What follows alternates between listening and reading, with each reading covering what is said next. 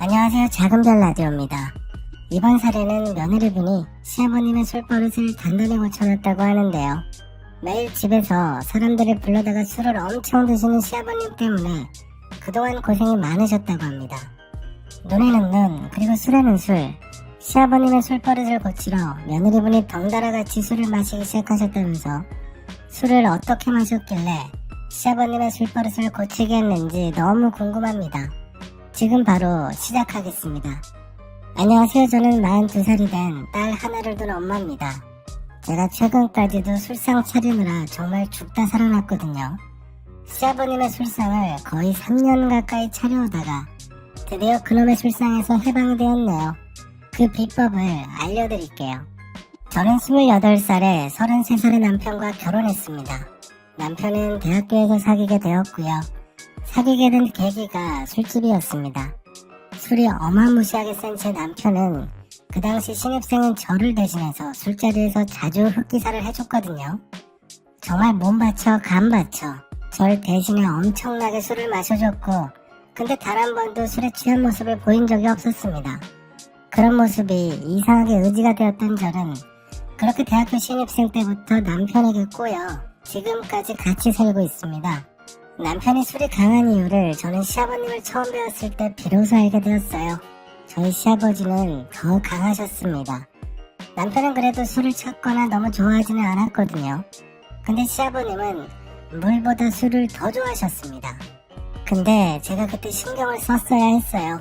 시아버님의 술상을 제가 3년간 차릴 줄이야 누가 알았겠습니까?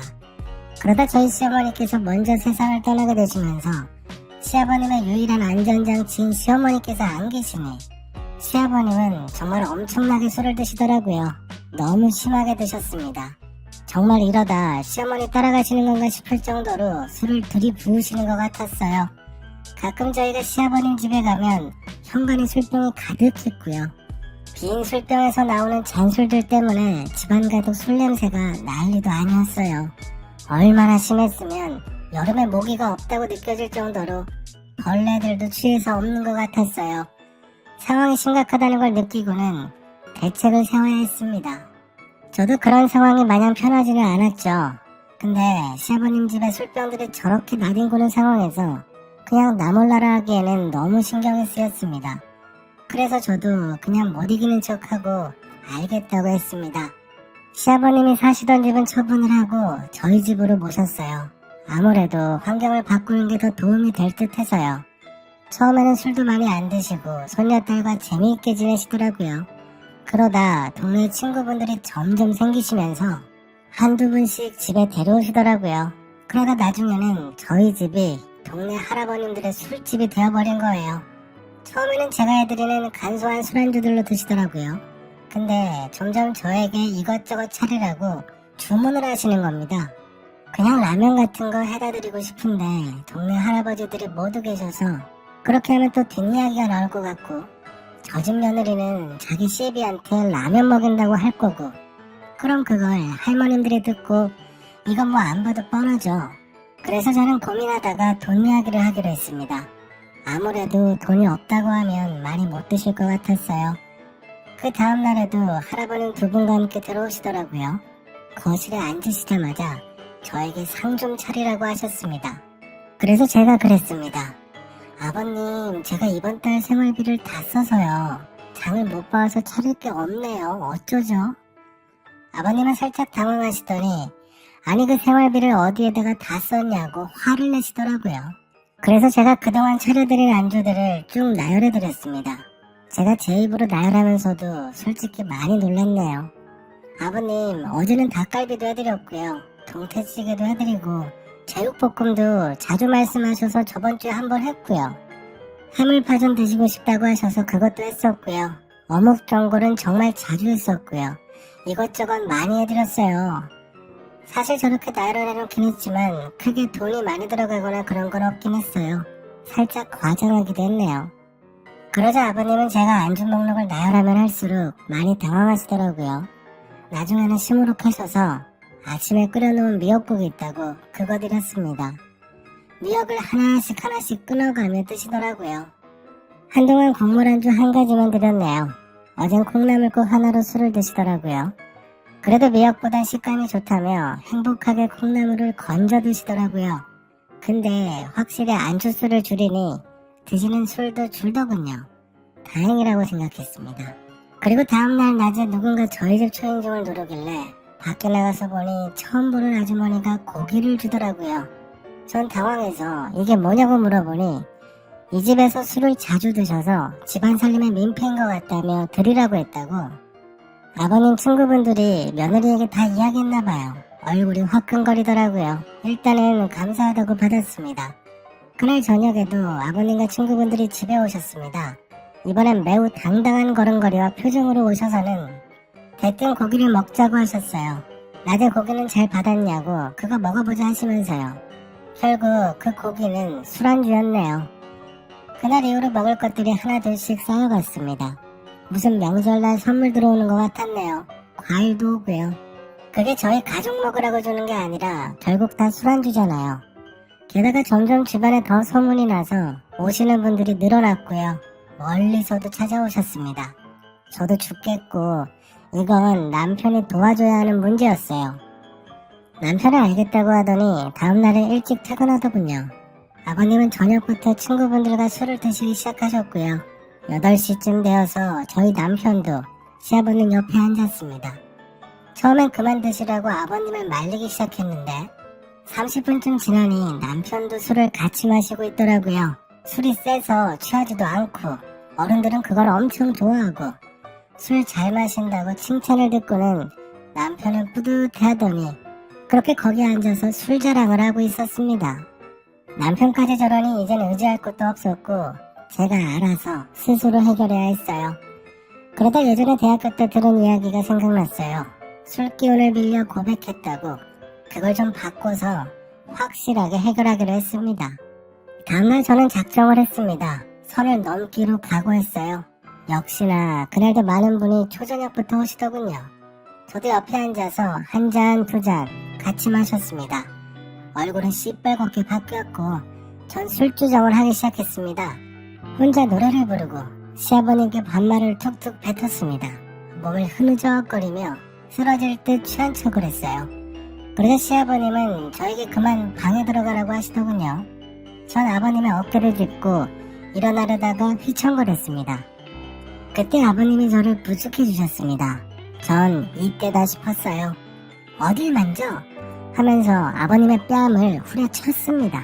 엄청 세게 쳤습니다. 아버님은 순간 얼이 빠지시더라고요. 그리고 또 제가 휘청거리며 아버님에게로 기댔습니다.